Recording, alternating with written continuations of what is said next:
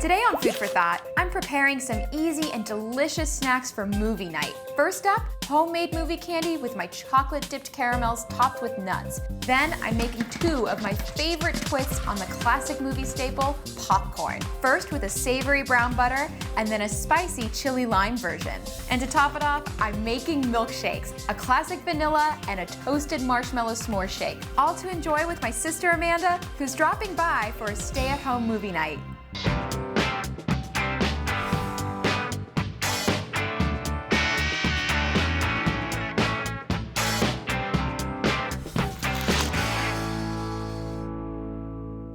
Watching a movie is one of the only times we really get a license to snack, right?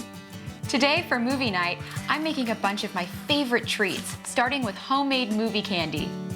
It can seem really intimidating to make your own candy. Thermometers are involved, tempering chocolate, but it's really simple, and I'm gonna show you how to make some delicious candy using things that are probably laying in your pantry. I'm making soft, chewy caramels covered in chocolate and rolled in nuts. It's the perfect movie treat. To start, I'm going to measure out my ingredients, and I have white sugar, brown sugar, cream, and a little bit of salt. That's it. So first, I'm going to measure out a cup of white sugar and a cup of brown sugar. I love this recipe because I'm using brown sugar as well as white sugar. The brown sugar gives it this sort of deep, rich, mapley flavor that is so good. So right into the pot it goes. And now I'm just going to pack my brown sugar, just by pressing it down lightly. And you don't need it to be a hockey puck, you just want it to really condense into the cup. Okay, so a little more to top it off. That looks good. In it goes. And now I'm gonna add my salt, and I'm using a really mild, really lovely sea salt. And salt and caramel are just kind of meant to be together. The saltiness really offsets the super sweetness of the caramel, so I love adding a little bit of salt. So now I'm gonna add my cream, and this is what gives the caramels their lovely chewy texture. So that's 1.5 cups. And this is to make a really thick, moldable caramel. This isn't for a caramel sauce or anything that I want to be runny. I want it really nice and thick. Okay, I'm gonna give this a stir, and then I'm gonna pop it on the stove.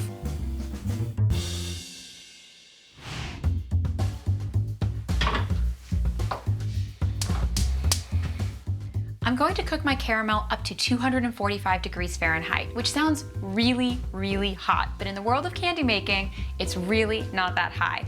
This is gonna be at a softball stage, which means it's gonna be really melty and moldable, and you can roll it in your hands. Toffee, for instance, is really brittle because it's cooked to a much higher heat, about 300 degrees. So that's called a hard crack because it cracks. And in the world of candy making, your thermometer is your best friend. You need to be pretty exact when it comes to the temperature of your caramel because you want it to be of a certain consistency and texture.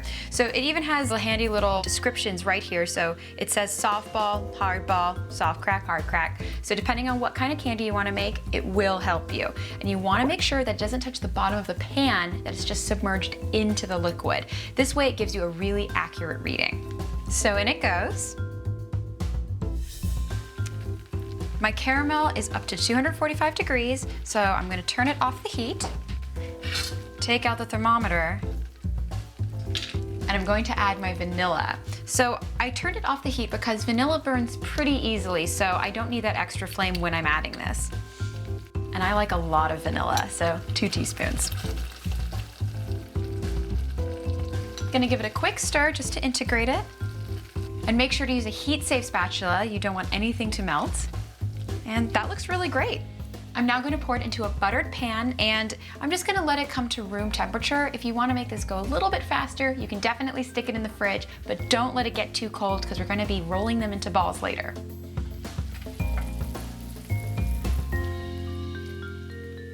Well, this looks great. I'm going to let it cool and then get to making candy. My caramel is room temperature, so it's ready to get turned into little balls about the size of a marble.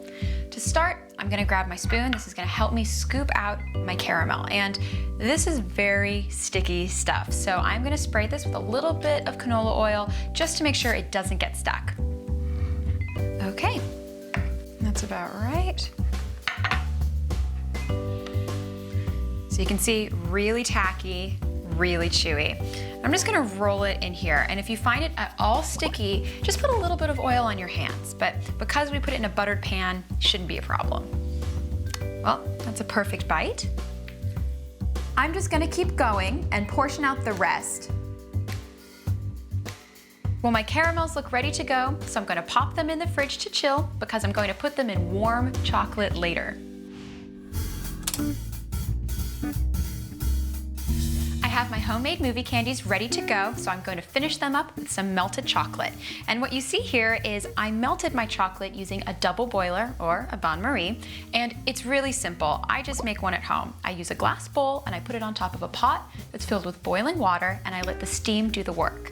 So as you can see, beautiful and steamy, and the gentle heat from the steam melts the chocolate really slowly and gently so you don't get any discoloration. My chocolate looks beautiful, so let's get dipping. I'm using a fork to dip my caramels today, and the reason why is lots of drainage. So once I put them in the chocolate and get them evenly coated, I'm going to pop them into the nuts. And I have toasted almond and toasted pecan. You can use any nut you like. This is the fun part. Make it your own, choose flavors that you love. So let's grab one.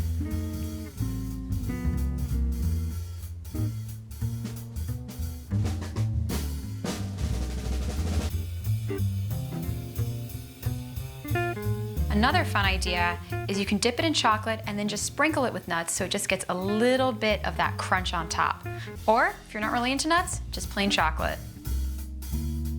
Well, all I have to do is pop my homemade candy into the fridge to chill until I want to have a bite, and this definitely is not a guilt-free treat, but it's movie night, so I have to enjoy myself. Movie night goers can't live on candy alone. When we come back, I'm adding new twists to the classic movie watching treat, popcorn.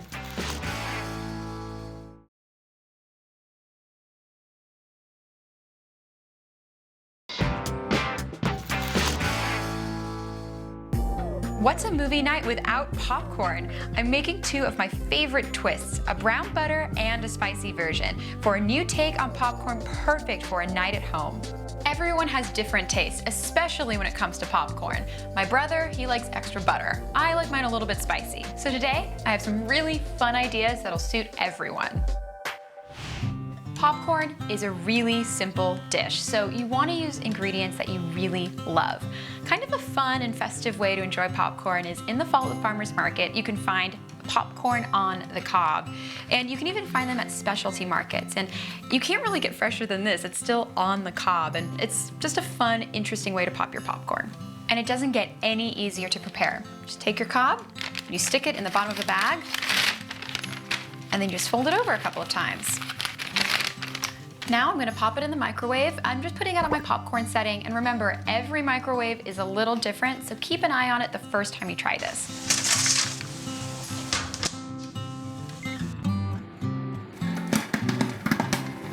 My popcorn's popped, so I'm gonna put it in a bowl, cob and all, and then get started on my butter.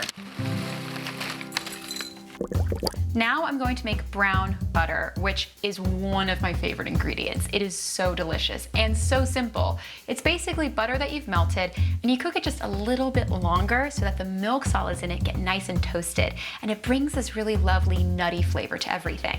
I love this stuff, and it is wonderful on popcorn. Butter is basically made up of two parts, oil and then the milk solids. So we're just letting the milk solids toast in the oil, and that's what gives it that toasty, nutty flavor. So I'm just letting my butter melt, and what I want to have happen is let the butter completely melt, and then it's going to foam up. So don't freak out when that happens. It will happen. It'll foam up and sort of spit a little bit, and what's happening is that's the separation process. So once it foams, it'll kind of calm down, and you'll see all of those golden brown bits. And that's where it gets a little dicey. You want to make sure that you turn it off the heat, because the brown bits will continue to cook if you leave it on. And you want your brown butter to be a really rich golden brown, kind of like the color of waffles. Well, this looks great. I'm gonna get my popcorn put together. My brown butter is browned, and I have my popcorn ready to go. So I'm just gonna drizzle it with a little bit of the brown butter, And this is a non-recipe recipe. It's one of those things that you put it together however you like it. If you like a little extra butter, add a little extra butter. And now for the sea salt. And because there are only 3 ingredients in this, I like to use a really nice sea salt that I can taste and has a little bit of crunch. And this is super casual. I'm just gonna mix it together with my hands. You just want the popcorn to get really evenly coated. Let's give it a taste. That is so good. I love brown butter. It's one of those ingredients that it's sort of mysterious. You can't really put your finger on it, and it takes something as simple as classic popcorn and just makes it a little bit more impressive. I've got one more popcorn, and this one has a kick. I add sriracha, which is a hot chili sauce, and a little bit of lime zest. It is so good. To start, just pop your popcorn how you normally would. I'm using my countertop popper.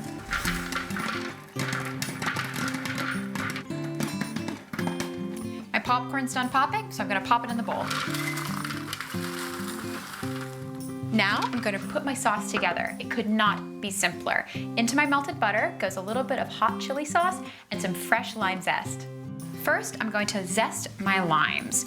So you just press into like this, and you just want the very top skin. Next, I'm going to add my sriracha, and a little goes a long way with this stuff. So I start with just a little baby amount and add as I need. And also, you can just sprinkle it all over the popcorn at the end if you really want a kick. So now I'm just gonna stir it all together. And this is to make sure that I get an even distribution of the flavors over all of the popcorn. I don't really want to get pockets of lime and pockets of hot sauce. I want everything to sort of melt together with the butter. All right, well, I think it's time to dress the popcorn. I'm just gonna drizzle a little bit of this on top.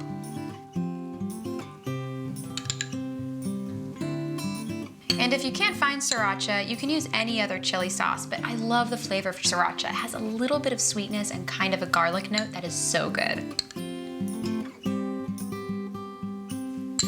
Time for some salt. And just a healthy sprinkling. Now I'm gonna mix it all together. Ah, it smells so good. I am just gonna drizzle this with a little bit of extra sriracha because I like my popcorn hot, and it looks really cool too. Well, I have to give this a try. It's so good. It's that perfect combination of spicy, citrusy, and a little savory. Oh, I love this. So perfect for a movie night. Up next, I'm putting my spin on the classic American treat, the milkshake, when food for thought returns.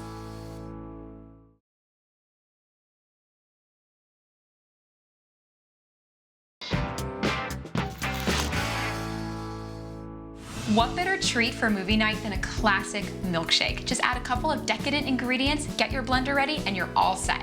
I'm making 2 milkshakes today. They are so easy, and once you get the ratio of milk to ice cream down, you can personalize it however you like. I'm starting with the classic vanilla milkshake that my dad used to make for my sister and I. I love it, and it uses half of a banana, so it has that great sort of vanilla flavor, but it's not super banana-y. To make the milkshake, I'm gonna start with my vanilla ice cream, and because this is such a simple flavor, it's really about the vanilla, you wanna use a really good vanilla ice cream, preferably with real vanilla bean in it. And I let my ice cream soften for about 20 minutes so it's really easy to scoop. And I'll start with 3 scoops of ice cream right into the blender.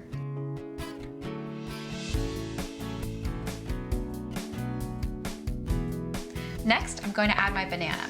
So just a half of a nice ripe banana.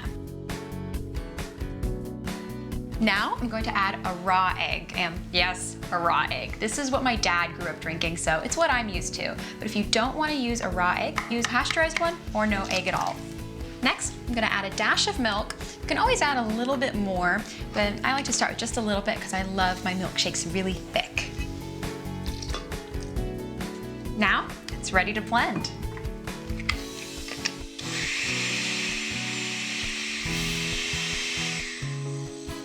Well, that looks perfect. I'm gonna pour it out and give it a try.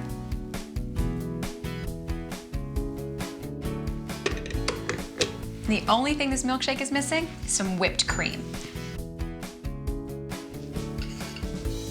Let's give it a taste. It's really good. It's just like how Dad used to make it.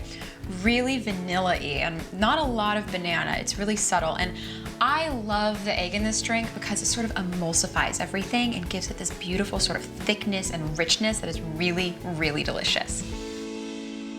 Now I'm going to make a toasted marshmallow s'mores milkshake, and it is so delicious. I love this one because it has that toasty marshmallow flavor and it's very unique. So, get started like any other milkshake. I'm going to put in my ice cream.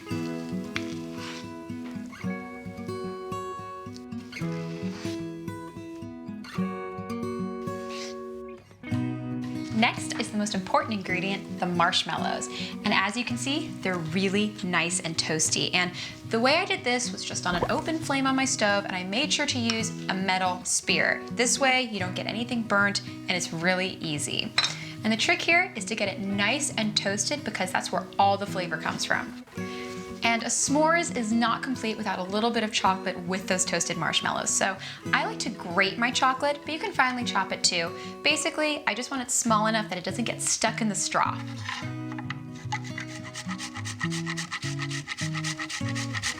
Well, that looks like enough. I basically want a bit of chocolate flavor, but I don't want this to be a chocolate milkshake. So I'm just gonna scoop it up. In it goes. And I'll save the rest for garnish. All this is missing is my egg and some milk. And now we blend.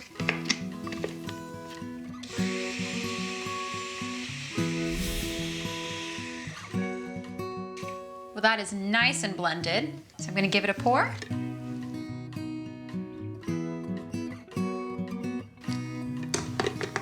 And now for the garnish. I'm gonna put a little bit of whipped cream on top, and I really like this with unsweetened whipped cream. The milkshakes are already kind of sweet, so it's a really nice counterpoint. A sprinkling of the shaved chocolate. And then it's not a s'mores without a graham cracker. I just like to crumble these using my hands. It's just a little bit on top, just for some texture. Just like that. Let's give it a taste. That is so tasty. I love the toasted marshmallow flavor. It's really smoky and kind of has a burnt sugar thing going on. It's so good in a milkshake. And the chocolate's really subtle, and I like that. It's not a huge flavor, but it's there. And the graham crackers on top, well, they're good too. I hope that my movie night snacks stand up to the scrutiny of a very special critic, my sister, when we come back.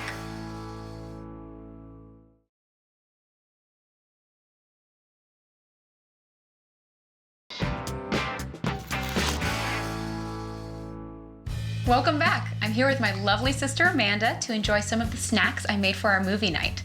So I went a little to town on this. Give it a try. Awesome. So I made you a banana chocolate chip milkshake. Yum. And I have a s'mores milkshake. Cheers. Cheers to movie night. Not bad, right? So good. I sort of was inspired by what Dad used to make for us. Yeah. So I made a couple of different things that I think you might be into. I think you'll really like this. This is a brown butter popcorn. I like the sounds of that already. Indeed. This is right up my alley, but This looks spicy. it is a little spicy. Okay. Yeah, so I think you'll be living over here. Yeah, definitely. But this is sriracha lime popcorn. Interesting. And then I made homemade movie candy. Yum. What kind? It's a brown sugar caramel, so really chewy. Dipped it in some semi-sweet chocolate, and then I sprinkled it with some nuts. So let's give it a try. Okay. Oh my gosh, Claire. These are amazing. You like it? Mm-hmm. But you're usually sort of a gummy sour candy girl when it comes to movie No, candy. this caramel's amazing. I'm so impressed you made this. Thank you. so yummy. That's so nice to hear. So I guess a really important question is, what are we watching? I'm not watching anything before 1945 and nothing involving wars. Aww. So I think for this kind of food and this kind of night, like a romantic comedy or something light and easy. Yeah. All right, well, let's get started on the popcorn. Okay. I have a feeling this is more your jam. Yeah, this definitely is. I'll hook you up with that, and I'll just be noshing on my spicy, savory, awesome sriracha So this is the brown butter. And that's it. I mean, you could make this, because Okay. all you do is brown butter. It's just melted butter, and then you just wait. I could eat an entire bowl of this. I'm actually going to eat this entire bowl. I'll try to cut you off at some You point. have yours. I got mine. So does this stack up to Dad's usual movie night spread? Absolutely. I think it's even better. Don't tell him. Oh, don't worry. Don't. I'll just make this for him, and then he won't have a problem with Yeah. it.